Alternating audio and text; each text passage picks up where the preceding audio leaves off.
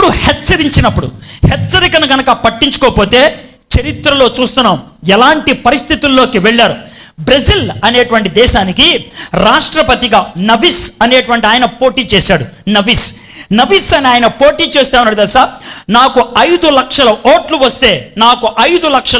వస్తే ఆ దేవుడు కూడా ఆపలేడు నన్ను రాష్ట్రపతి చేయకుండా, ఆ దేవుడు కూడా ఆపలేడు నన్ను రాష్ట్రపతి చేయకుండా అని విర్రవిగాడు. నవిస్ అనేటువంటి బ్రెజిల్కి చెందినటువంటి వ్యక్తి. ఆయనకి 5,26,000 ఓట్లు వచ్చాయి. అంటే 5 లక్షల కంటే ఎక్కువ వచ్చాయి. ఆయన రాష్ట్రపతి అని డిక్లేర్ చేశారు ఈ రాత్రి. రేపు 10 గంటలకి ఆయన రాష్ట్రపతిగా పదవీ బాధ్యతలు తీసుకోవాలి. 9:45 గుండెపోటు వచ్చి చచ్చిపోయాడు ఆయన. ఆయన అన్నాడు, నాకు 5 లక్షల ఓట్లు వస్తే ఆ దేవుడు కూడా నన్ను ఆపలేడు అని అన్నాడు.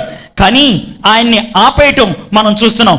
థామస్ ఆండ్రూ, ఈయన పేరు మీకు తెలియకపోవచ్చు. థామస్ ఆండ్రూ ఆయన ఎవరో చెప్తే ఓ ఈయన అని మీరు అంటూ ఉండొచ్చు. 1910 సంవత్సరం ఏప్రిల్ 10వ తారీఖున ఆయన అన్నటువంటి మాట.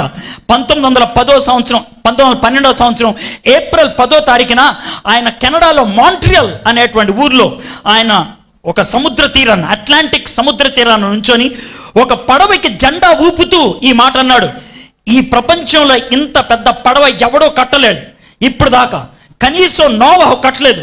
దేవుడికి కూడా సాధ్యం కాదు దీన్ని ముంచటానికి, అని అన్నాడు. ఏప్రిల్ 10వ తారీఖున. ఏప్రిల్ 14వ తారీఖు 3 రోజుల తర్వాత ఒక ఐస్ కొండను ఢీకొని ఆ పడవ 2 ముక్కలుగా ఇరిగిపోయింది. 75 సంవత్సరాల దాకా ఆ పడవ ఎక్కడ పడిందో ఎవరికీ తెలియదు. 2000 సంవత్సరంలో ఆ పడవ అడుగు భాగంలోకి వెళ్ళి బయటికి వెలికి తీయటం ప్రయత్నం చేశారు. ఆ పడవ పేరే టైటానిక్. ఆ పడవలో 1512 మంది ఒకే రాత్రి చచ్చిపోయారు వాళ్ళు.